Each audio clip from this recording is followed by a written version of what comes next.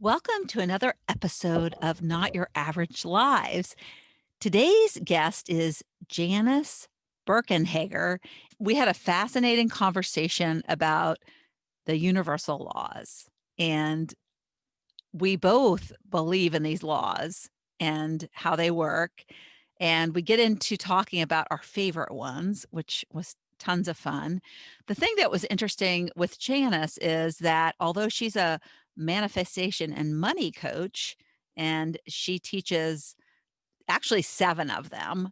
There's 12 I teach in my school, but the 7 that she focuses on, that she talks about how when she actually started doing things intuitively before she even knew they existed.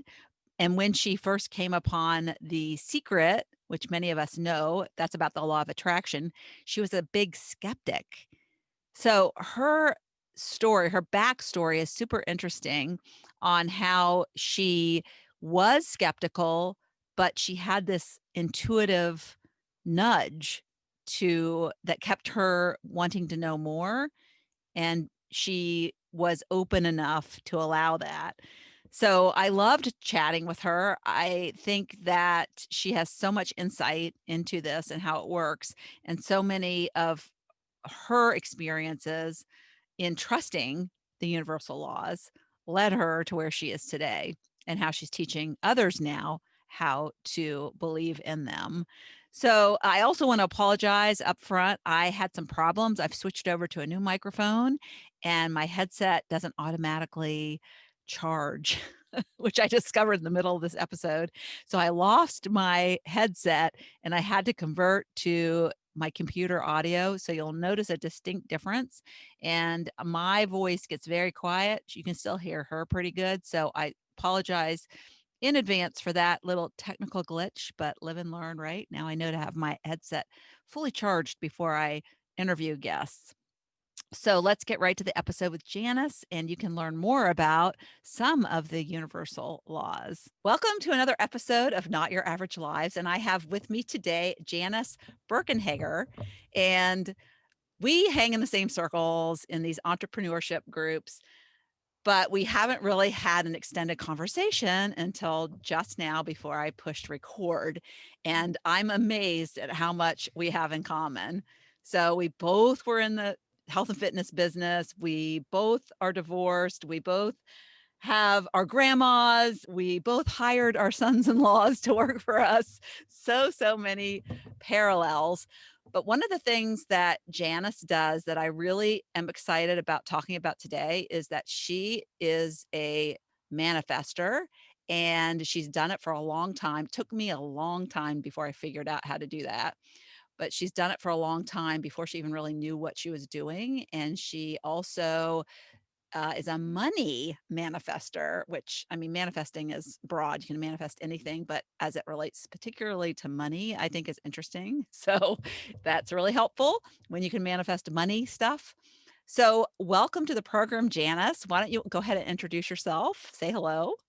Well, thank you, Lori, and to everybody listening. Hello. I'm so excited to be here when this opportunity came up to talk to Lori, because like she said, we have met in some entrepreneurial groups that we've been in, but haven't really had a chance to connect at this level. So it's been a fun conversation so far.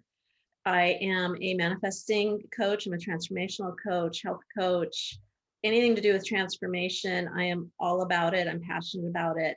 I love focusing on the money side because it seems that a lot of people really struggle with the money and have so many beliefs and stories around money that really blocks them from having the abundance in their life and creating the life that they want. So I love helping people. And as soon as the very first time, the very first book I read where I learned about manifesting, I knew that I was supposed to help women that didn't know that they could have better lives, learn that they could have better lives and learn how. And that And was what book? Yeah. the book, The Secret. Ah, That was the first book, and it fell into my lap. And to be honest, when I first started reading it, I didn't believe a word of it. So I really had to read the book and really think about the concepts and look back at my life to see where have things worked out the way I wanted them to? Was this actually what manifesting was? And then there's a exercise in the book where you look for parking spaces. And I did that exercise and it was unbelievable. I am very picky about my cars. I love cars. I don't like door dings. I don't like scratches. So I always try to park on an end spot where nobody's going to be around. And pretty much anywhere I went, no matter how crowded it was, no matter what time of day, there was always an end spot open or opening up as soon as I pulled up. And so having that practice, and you have to think everything that has to go into a particular parking spot opening up, Yes. especially in a busy parking lot. Somebody's got to be leaving at the right time. Somebody's got to be pulling in at the right time. No one else can be ahead of you looking at that spot. There's more to it than you think. And that just really started showing me that there was something to it. And I had also been really good at manifesting homes. And when I looked at my process for buying homes, as I was looking back and the homes that I had bought and the things that they had that I had wanted, and the interesting things that happened financially where I was buying homes that you really would think you couldn't even afford. And then there would be interest rates lowered, there would be builder discounts, all this stuff would go on. It really started to confirm to me that there was really something to the book and Mm-hmm. something to the principles I was reading. And I became very obsessive with learning more. And so that was 2008. Here we're Yeah, going and not to interrupt you, but can you tell me like the process in your brain to get that parking spot versus somebody who can never find one, right? It's interesting because, and it was actually a great exercise. The woman that wrote The Secret was very smart in what she was doing because you're usually not really super attached to a parking spot. So she had you, Rhonda Burns, she had you trying to manifest something that you're not super attached to, because it's visualizing the spot and then just not thinking about it again, knowing that the pieces are going to fall into place and do whatever it is that's going to happen, and pulling in. And then you have that delight. And if I pulled into work and there wasn't the spot available, I'd drive around the parking lot one time and then someone would pull out. So but Knowing, having that faith, right? That it's going to be yeah, there. it's faith without attachment, because it also Mhm. wasn't going to be the end of the world if I didn't find the parking spot. Yeah. It was just Yeah. like, okay, it was more of a game to me. And that energy of it being a game, having some faith, not having attachment, just be like, let's try this out. Let's see. I'm going to visualize a spot. There's 3 particular spots in this parking lot that I'd be fine with. Visualize myself pulling in, and just know that with every stoplight, with every green light, with everything that happened on the way, it was just setting me up timing wise to pull into that spot. And it was insane. It was crazy how it worked. Yeah, versus like I like to point out the opposite where it's like, God damn, why isn't there ever in a parking spot when I need one? Slamming down on the like, honking and all that. So kind of very attached to not but lack and not believing that one's gonna Right. be there. So you like get what you believe, right? So that And I thought that was interesting. Yeah, that at that time, I didn't believe, mhm. but I had enough of the right energy going towards the parking spot. And I wasn't saying, well, this book's a bunch of garbage, it's not going to happen, or what if it doesn't happen? I didn't really entertain the thought of it not happening. I was just playing a game to see, oh, okay, let's see how this works out. Yeah, you And were open, I guess, right? yeah, open and not putting resistance out to it. Mhm. It's Yeah. not something that I would have started with money, because at that time in my life, I had too much attachment to money, too much lack consciousness, too many stories around money and stuff. So it really wouldn't have worked with the money at that time in my life.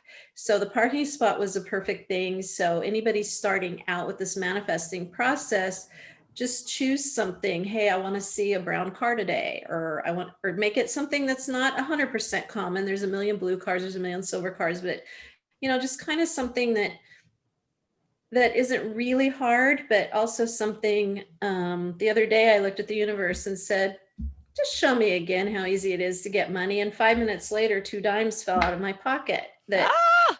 country. I mean, I love it's that. really that easy, Yeah. and allowing it to be easy and doing it as a game and Yeah. entertaining the thoughts of, I didn't sit there and go, oh, I'm going to go to bed tonight and I'm not going to have found any money or nothing will have shown up in my bank account and I won't get anything. It was just literally a thought, and 5 minutes later, dimes in my hand. So, Yeah, one of the things you said when we were talking before I hit record was that you there were things that happened in your life because The Secret didn't come out till, like, as I recall, like, 2007 or something like that. mhm, Because I remember reading the book right when I was going through my divorce.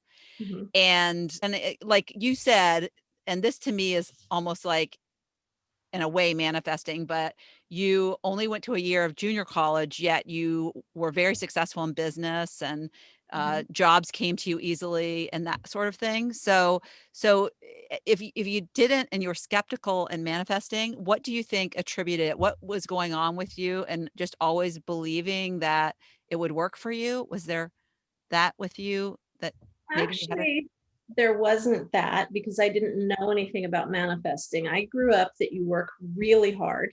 My dad worked his butt off. He worked his full-time job, he worked night jobs, he worked weekends to provide.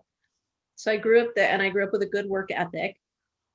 So you worked your butt off. And I went to a year of junior college and quit because I got a full-time job. And I had that full-time job for like 3 months during the summer. I liked having the money and the freedom that brought, and didn't really think any further than that. But I did work hard at my jobs.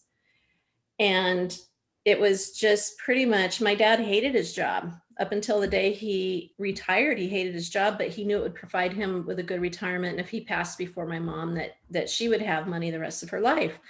So I knew I didn't really want to hate my job, but it was just, you just go to work, you earn your money, you do your living, and what you have is what you have. And lucky people are wealthy, and you have to be extremely knowledgeable and lucky, and all these stories around who wealthy people were, and wealthy people were not us.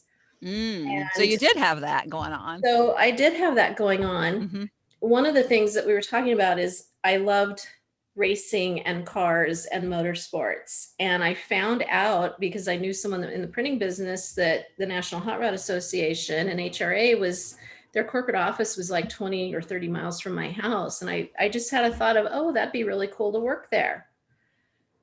That was it. I didn't do anything else. I ended up finding a job further away, had a job that was, it was fine. And I got a call from this printer that I knew saying they've got an opening at NHRA, you want to apply? And I applied and got the job. And so now looking back, I manifested that job. Yeah.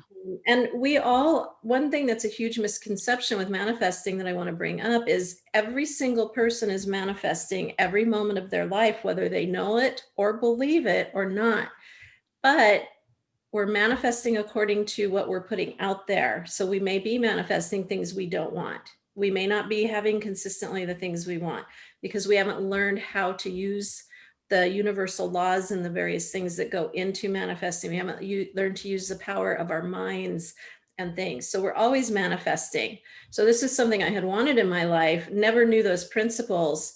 And then when I left that job to become a Pilates instructor and go out on my own, it wasn't until I read the book and got into this obsession with studying and learning everything I could about manifesting and changing your life and changing your habits, that looking back, I can really see where I manifested things that I wanted. And I can also look back and see what my thoughts were, what my energy was, and see how I manifested things I didn't want.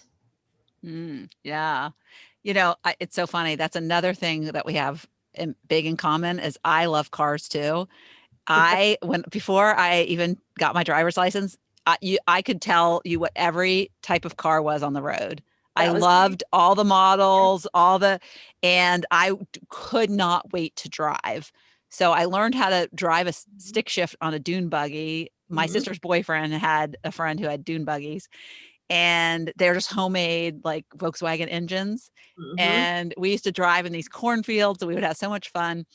And my parents would let me drive our station wagon up and down but I got my license on the day, and I even had a cast on my leg because I had had knee surgery. So I got my license on the day I turned 16. And, I've always loved being in a car, driving the car, and everything that about cars. Even when I was a little like toddler, I had a truck. I'm sorry, a box of cars.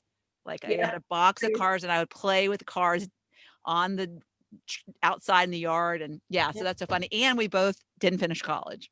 Yep. So No, that's I used to another. play with Hot Wheels. My dad could bring home a Hot Wheel because they were really cheap.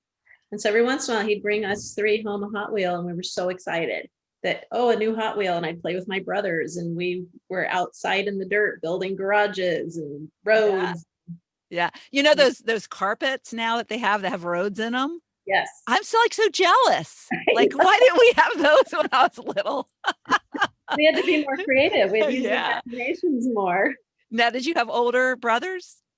I have an older half brother and two older half sisters. And Okay. so they weren't around that much. They would come visit. They weren't around that much. And then I have Yeah. the two younger brothers, which are the ones that I was with full time. Oh, okay. Yeah, Just- yeah. Great. yeah. So one thing that I would love to touch on is a lot of people don't know because of the secret, and that's about the law of attraction. Mhm. They don't know that there are 11 other universal laws. So I teach about those in my program, and I think you do some of the same. You teach about the different universal laws, right? I do. And actually there's like 100 and there's over 100 universal Oh laws. my gosh. I think the number that I had been told, this was years ago, so I don't remember the numbers, like 130 some odd universal laws. But I focus on 7, you're focusing on 12, but those Yeah, so are, what are the ones that like those are we probably can't go over all of them, but what are the ones other than the law of attraction that you find really powerful and helpful? one of the ones that I really focus on that I teach my clients is the law of polarity, Mm. because that was a huge aha for me when I learned about it. And basically, a brief summary of the law of polarity is it's the law of opposites. And what it means is obviously you can't have a front without a back. You can't have hot without cold. So there's these opposites that there has to be two parts. They might be part of the same thing, like the page of a book, the front and the back is still part of the page of the book, but you can't have just the front. You're going to have a back. And what this means, and this was huge for me, and it seems to be huge for my clients, is that also means you cannot have a question without an answer, and you cannot have a desire with that desire already exists. You cannot have that desire unless that desire already exists. So whether it's a desire for just a material thing or a spiritual thing or a calling in your life or building your business or whatever that thing is that you desire, the answer's already there, the resources are already there. When I decided I needed to, and I'm going to use the word needed, because when I learned about Pilates and I learned that anybody could be an instructor as long as they could get through the training, which was pretty grueling. It's probably one of the hardest things I've ever done in my life, but I realized that there is no way I would have even had that desire to be a Pilates instructor unless there were clients there that already wanted my services. And that also meant that there's no way I could fail in building that business because the people were already there. They were waiting for me. They just on the energetic level, maybe not the conscious level, because there's how many Pilates instructors in the world. And when I opened my Pilates studio, there were 12 studios within a 2-mile radius. And we were busy from day one. We made money from day one. We had new clients from day one. So, and I fully believe that. So there were people that were waiting for me and my partner and our space and what we individually bring to the table. So whatever it is that you want, it's already there. And so that's what that law of polarity is about. So anytime I would start to get into doubt, or if something's not manifesting at the rate that I want it to, which there is divine timing, I remind myself, no, there's people here that want my service. There's a builder that wants to build this house and it's going to be exactly what I want. There's always somebody there's always a solution or the answer or the item that you're desiring. It's almost like, as it relates to that, to me, what came up for me is that it's like desire, and then the polarity is a here and a there. It's like, it's kind of like the opposites. Yeah, you don't have it yet, but you will have it. It's kind of like have and have not is kind of the polarity, right? It is. And like poverty and wealth are on they're the same thing. They're just different sides of The the thing. continuum. Yeah. Yeah. And so you can move up that scale to go from the poverty up to the wealth just by moving up that scale. And it's the same light and dark. They're Yeah. the same thing. They're just different degrees of the same thing. Yeah, and what struck me when I learned about this was, because it's all based in science. These are all Yeah. scientific laws, Yeah. and it's people sometimes, like, if they're skeptical, it's like woo woo or whatever. It's no, it's science, and that's Yeah. that helps a lot. So when I learned about, like, there's a positive and a negative, like when it comes to charging, and I'm not a biology or science major, but it's like the batteries. There's a negative and there's a positive, and to get that charge, you need both. Yeah. Just so fascinating to me. You have to have both sides. Yeah. Yeah, you have to have both sides of whatever the item or desire is. So just Problem solution. So yeah. right, exactly. So just knowing we can't have a problem without a solution. Even if we can't see the solution, there is a solution. You can never have a problem without a solution already existing. You can never have a desire without the thing that you desire already existing. Even if it's not in its physical state in your possession, it still exists. Love that. And our All desires right. are placed in our heart before we're born. Yeah. Yes, I believe that totally. Yeah. And I wish a lot of people would get on board with that and realize it's Mhm. inside of them. They just need help in extracting it out. Mhm. And it's okay to want more. Yeah. We're Yeah. supposed to want more. That's how we grow. Yeah.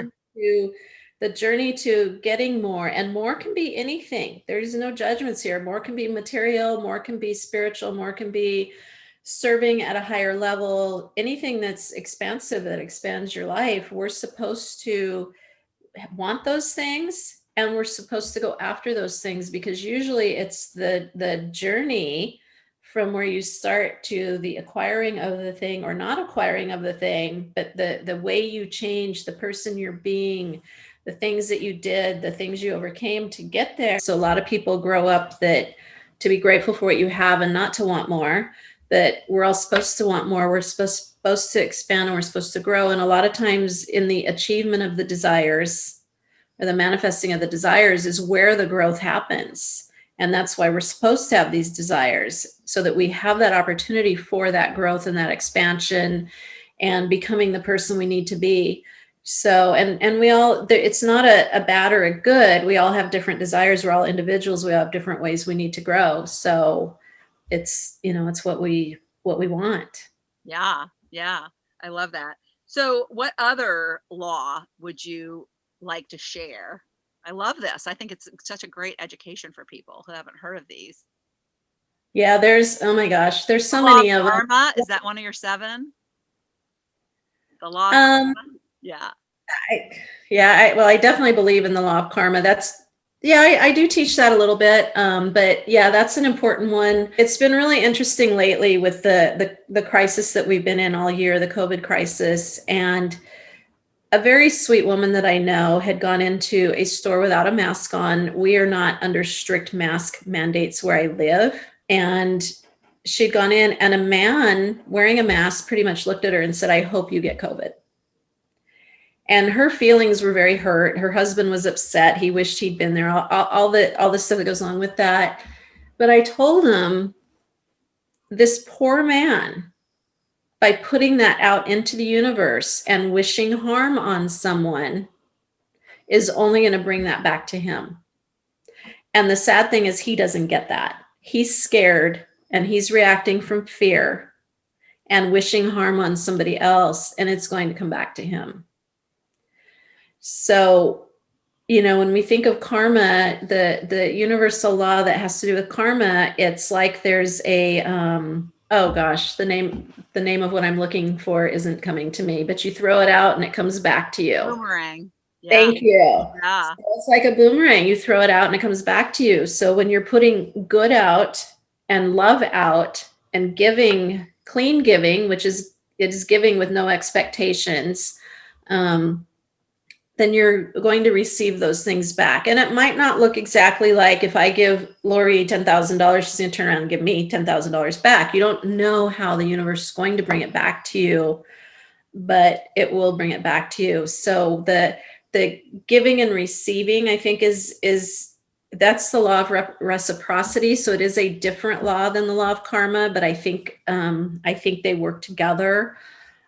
And yeah, really, the law of karma, the thoughts that you put out there, even if you don't verbalize them, is what you get back. If you continue to think, I'm broke, I'm broke, I'm broke, my business won't work, I can't do this. If you continue to have these thought patterns, those are the things that you're going to get back. That's the evidence that's going to come back into your life because you're putting that out there. So it's what we're putting out there, not just as far as how we treat other people, but just what we're putting out there in general.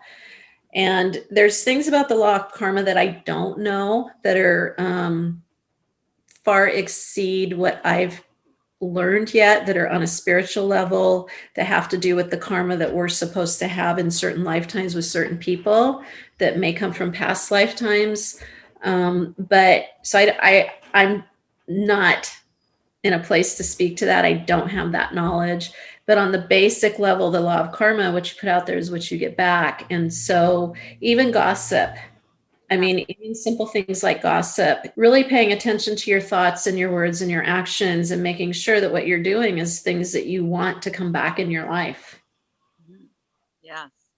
Yeah. So what's your biggest manifesting story? I have some good ones. Gosh, To close with a great story on manifesting. I have been able to manifest vacations like you would not believe. For some reason, that is so easy for me. And there's there's four stories, but I'll tell you one. My husband and I were up in Bass Lake. It's in California. He grew up there. And so I'd gone up there for a boat show with him, and it's just beautiful up there. And we'd gone and spent some weekends there. But I told him that we were standing at this boat show, and I said, I would love for us to plan on coming up here and spending a week in a house on the water.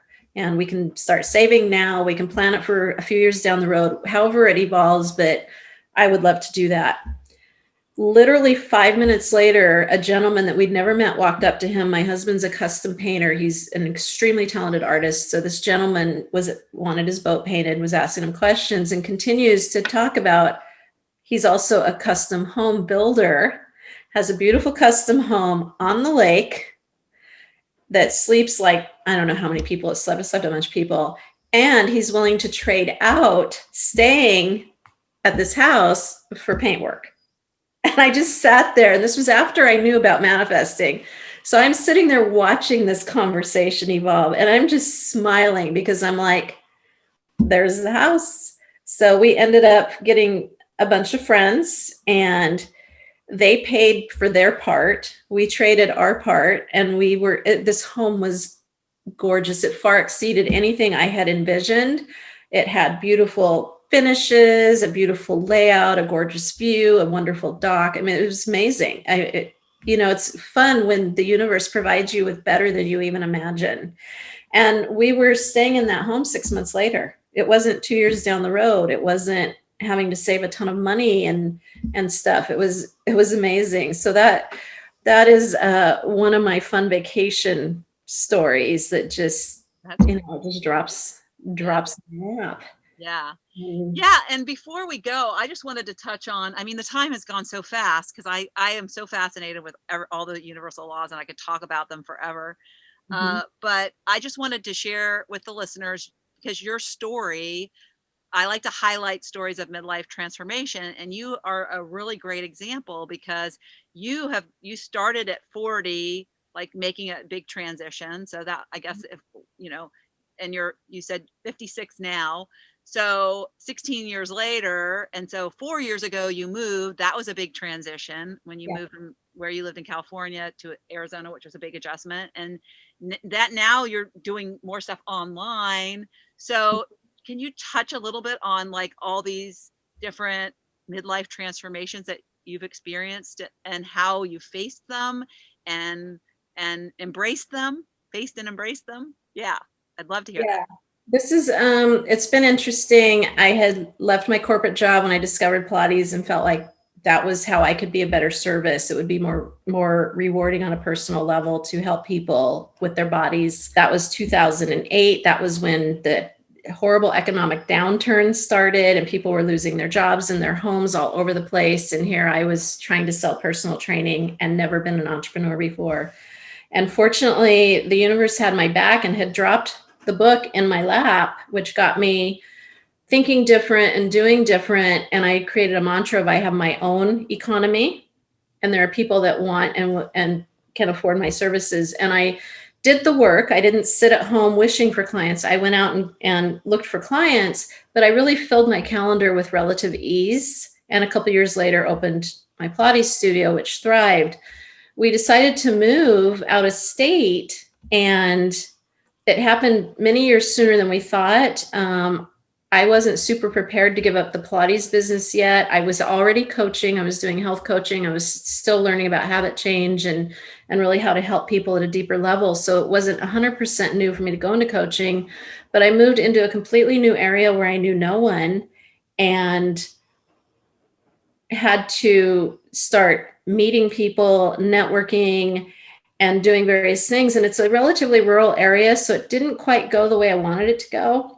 So I decided to transition to online. I do in-person stuff, but I transitioned online, which was a whole new learning curve.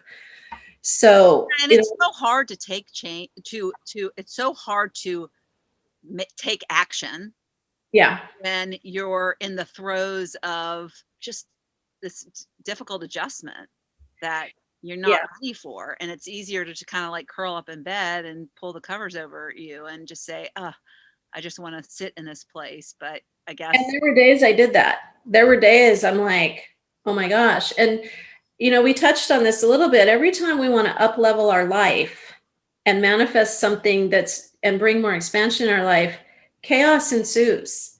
And this particular move for both my husband and I was a huge up level. And talk about chaos. Everything about this move was very difficult. And it's not because we weren't following our path, because I knew that we were doing what we needed to do, but there was so much chaos, and in the chaos is the lessons. So when you want to go from this level to this level, it's different ways of being, different ways of thinking, different ways of doing, and you have to learn who you need to be to achieve it. And so this chaos comes up for us to learn and for us to grow. And fortunately, right at the right timing, one of my coaches had mentioned that, because I was in this thing of maybe we're not supposed to move. Why is this not going smoothly? And when I learned that, I'm like, that is exactly what's happening to us. And so it was a very long transition. There's some things about the transition that we started planning 6 years ago. We actually ended up here full-time 4 years ago. So in the last 6 years, there's actually some things that just now are settled and where they need to be. And then learning an online business. And one thing I always say for those of you that are entrepreneurs, being an entrepreneur is a spiritual experience. Because when I first heard that, I kind of was like, whatever. But when I really sat and thought about it, you learn to dig deep, you learn to go inside, you learn to come out of your comfort zone, you end up doing things you never thought you'd do before. You put yourself out there in situations that you're wide open for judgment. People are going to like me, people aren't going to like me. It's on a bigger scale because it's online, it's global. It's not standing in front of a room of 50 people. It's completely different. And so the transition has been fun. It's been difficult. It's been hard. It's been everything in between. And yeah. but it's And it's you don't have to be an entrepreneur to exercise the laws of attraction. I mean, there's an equal opportunity science. well, and again, they're working whether you believe it or not, whether you know how to use them or not. So when people say, oh, I decided to use the laws of attraction to do blah, blah, blah. Well, you didn't really, you might have decided to be more aware of it, but it's like the law of gravity. You will never drop that pencil and have it go up. It's always going to go down, whether you want it to or not. It's always the same. And these laws of attraction, principles of manifesting are always the same. So if you're not getting what you want, it's either because you're not sure how to work the principles, because a lot of us didn't grow up learning about them or how to use them, or it's because you have some blocks and some stories, and they might be at the subconscious level. So you might not even know that they're there or how to get to them, which is where I come in and love, or someone like me comes in and loves digging for those subconscious stories and then shifting those. And as soon as you shift that energy and that story, then things start coming in. Yeah. Yeah. It just made me realize this, I had put out this really short video about using desire instead of want. Yeah.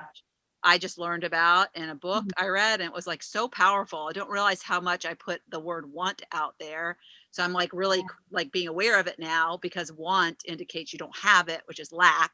So I put this video out there, and I saw a comment a couple of days ago, and the person wrote, I desire to pay my bills.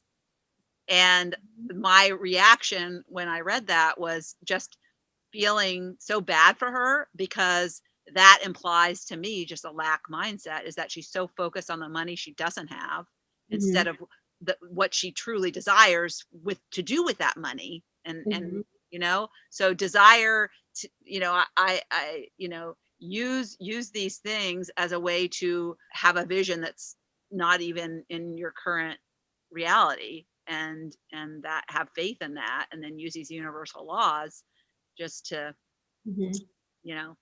help you. Yeah. And something I can leave is what you focus on expands. So if you don't have what you want in your life, look around you, and that will tell you what you've been focusing on, whether you've been focusing on lack, stress, struggle, any of those things that are going to bring you more lack, more struggle, more stress, or whether you're focusing on abundance, gratitude. So you can look around you and see where your focus is. You can listen to your language and see where your focus is, but it will always be whatever you focus on expands. Yeah. I love the idea of being grateful, or being showing gratitude for what you wish you had, not what you currently, I mean, you can be grateful for what you have, but those dreams, start to be grateful for them, and like as if they're already here. So, yes. And not so much focused on the bills, but the dreams you have. And that's a good, I think, end note to leave people with. Yeah, I think so. Thank you so much. All right. Well, we'll have to do a part 2, because we only touched on really a couple of universal laws. So I would love to dig into this more with you at some future point.